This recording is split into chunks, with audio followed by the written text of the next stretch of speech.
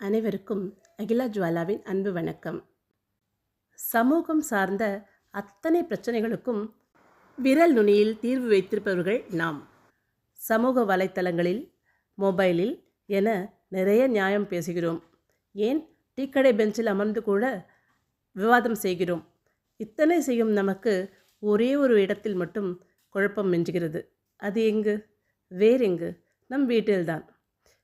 கணவன் மனைவிக்குள் நடைபெறும் பிரச்சனைகள், விவாதங்கள், வீண் குழப்பங்கள். இதற்கு யார் காரணம்? இதற்கெல்லாம் விடை சொல்கிறார் நம் எழுத்தாளர் லேனா தமிழ்வாணன் அவர்கள். தொலைக்காட்சி தொடர்களில் வருபவர்களைத் தவிர எவரும் கொடூர மனத்துடன் கணவன் மனைவிக்குள் கலகமூட்ட நினைப்பது இல்லை. அப்படியானால் இப்படி ஒரு பக்க கட்டுரையை எழுத வேண்டிய தேவை என்ன என்பது உங்களின் கேள்வி. எவரும் அறிந்து கொள்வது இல்லையே தவிர தங்களையும் அறியாமல் கணவன் மனைவிக்குள் ஏற்படும் சண்டைகளுக்கு மறைமுக காரணமாகி விடுகிறார்கள். எப்படி?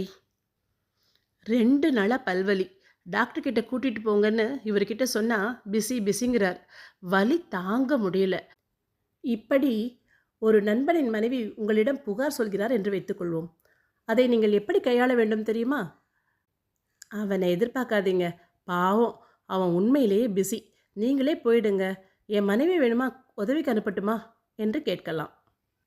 ஆனால் ஒரு நண்பர் என்ன செய்தார் தெரியுமா? உன் பொண்டாட்டி என்கிட்ட ஒரே புகார் உன்னை பற்றி என்று உரியவரிடம் சொல்ல வந்தது வினை. இப்படித்தான் உங்கள் கணவர் ரொம்ப யோகியம்னு நினைக்காதீங்க, அவரை பற்றி எனக்கு தெரிஞ்ச அளவுக்கு உங்களுக்கு தெரியாது என்று எகத்தாளமாக ஒருவர் தன் நண்பரின் மனைவியிடம் சொல்ல போக அது பெரிய விவகாரமாகிவிட்டது. ஒன்றுமில்லை, ஒரு சாதாரண விஷயம். நானும் உங்கள் கணவர் அடுத்த வாரம் ஏற்காடு போகிறோம், சொல்லலையா அவர்? அப்படியா, எனக்கு தெரியாது என்ற நண்பரின் மனைவி வீட்டில் ரகளை செய்து விட்டார். ஒரு 3வது மனுஷன் சொல்லி உங்கள் பயணத்தை நான் தெரிஞ்சுக்க வேண்டியிருக்கு, இவ்வளவுதான் இந்த வீட்டில் எனக்கு முக்கியத்துவம் என்று ஆரம்பித்து பிடி என பிடித்து விட்டார். முதல் தகவல் அறிக்கை, எதிலும் முன்னுரிமை, வேறு எவரையும் விட நான் தான் முக்கியம் என்கிற கணங்களில்தான் கணவன் மனைவிக்குள் 3ஆம் நபர்கள் சார்ந்த சண்டை வருகிறது. இந்த விஷயங்களில் நாம் கவனமாக இருந்துவிட்டாலே போதும். இப்படி சொல்லியிருக்கும் எழுத்தாளர் லேனா தமிழ்வாணன் அவர்கள் என்னவர் என்பதில் இருக்க வேண்டிய எல்லை கோடுகளை பற்றியும் பேசுகிறார். கணவன் மனைவி என்கிற உறவில் உள்ள அடிப்படை உரிமைகளை எவரும் விட்டு கொடுக்க வேண்டாம்.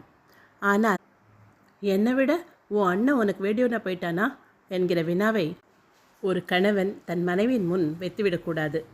அதே போல் என்னை விட உங்கள் அம்மா உங்களுக்கு வேண்டியவர் ஆயிட்டாரா என்கிற கேள்வியை ஒரு மனைவி தன் கணவரிடம் கேட்டுவிடக்கூடாது.